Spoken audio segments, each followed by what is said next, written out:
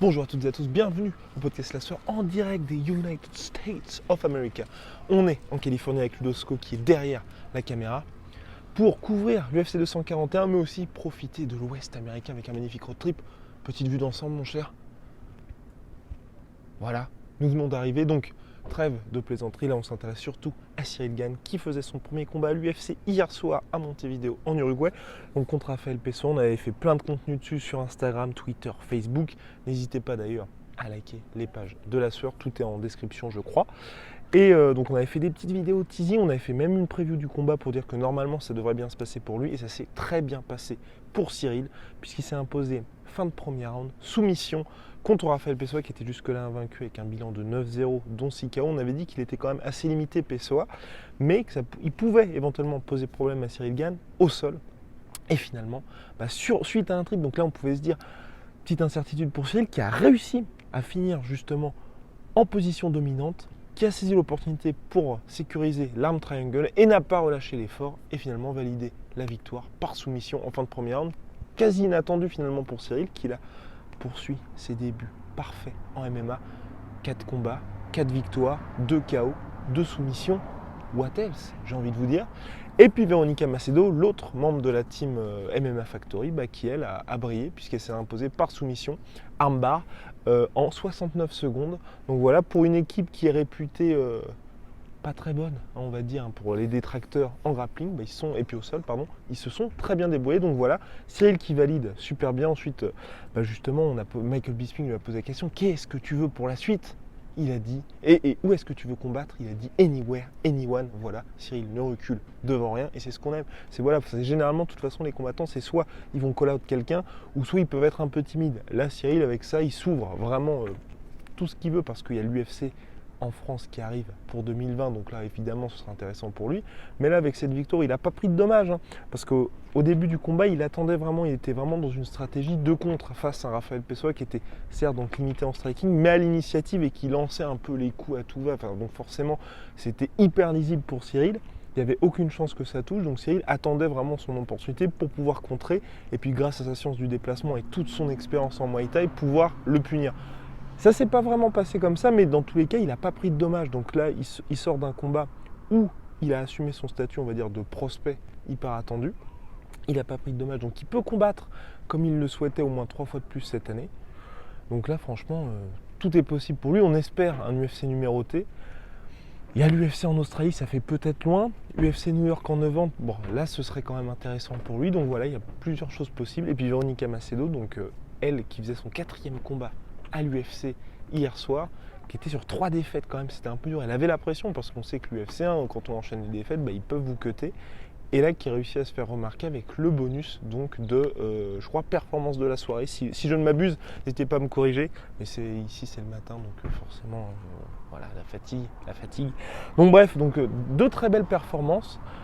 N'hésitez pas à dire ce que vous en avez pensé. On note aussi la guerre entre Vincent Luque et Mike Perry. Donc Mike Perry qui a eu le nez cassé, l'image a fait un peu le tour des réseaux sociaux, qui a fait un très très bon combat. Il perd de peu par décision partagée. Il y en a beaucoup qui ont réagi sur La Sueur en disant pour eux c'était Mike Perry qui a gagné. Bon, c'est le genre de combat, il aurait pu avoir un match nul, ça aurait pas été choquant, il pourrait le refaire, mais en tout cas c'est bien parce que Mike Perry, il a vraiment retrouvé une stabilité. Pour un moment c'était vraiment n'importe quoi. Là voilà, et Vincent Luque c'est très bien aussi parce que c'est un peu le gars qui enchaîne les belles performances mais qui n'a pas on va dire l'attention qu'il mérite avec ce combat contre Mike Perry. Il y en a beaucoup qui l'ont découvert, en plus il y a eu ce fameux genou qui pète le nez de Mike Perry, donc tout le monde pète un câble, donc vraiment ça c'est superbe.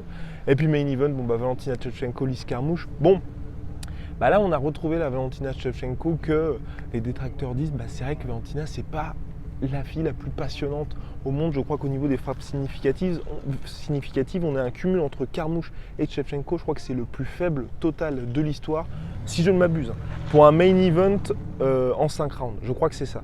Et donc voilà, on a retrouvé une Valentina Shevchenko qui domine, qui gère, mais où ça manque un petit peu finalement de spectacle. Donc ça peut être assez dommage parce que c'est vrai que contre Liz Carmouche, partait grandissime favorite, elle s'est imposée sans aucune surprise, qu'on aurait éventuellement aimé, comme un peu le combat contre Jessica Eye, un finish pour qu'elle puisse un petit peu continuer d'être hypée et de s'ouvrir une trilogie contre Amanda Nunes, parce qu'aujourd'hui, elle Elle a certes perdu 2 fois contre Nunes, mais à chaque fois c'était très très chaud. Et on voit bien que dans cette catégorie flyweight, il n'y a personne qui peut l'inquiéter.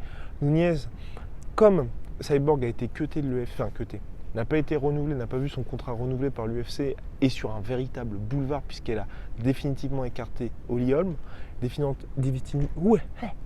définitivement écarté toute la concurrence. Donc là aujourd'hui, ça fait sens à une trilogie entre ces deux athlètes ferait sens, mais il faut aussi que Valentina Shevchenko puisse intéresser avec des highlights. Donc en tout cas aujourd'hui c'est les deux superstars, il n'y a pas photo. Vraisemblablement un affrontement entre les deux, mais là pour Valentina Shevchenko, comme on l'avait dit précédemment, ce qu'il faudrait ce serait revenir en kickboxing, faire des combats contre Meksen, enfin qu'il y ait de la concurrence. Parce que là c'est très très compliqué.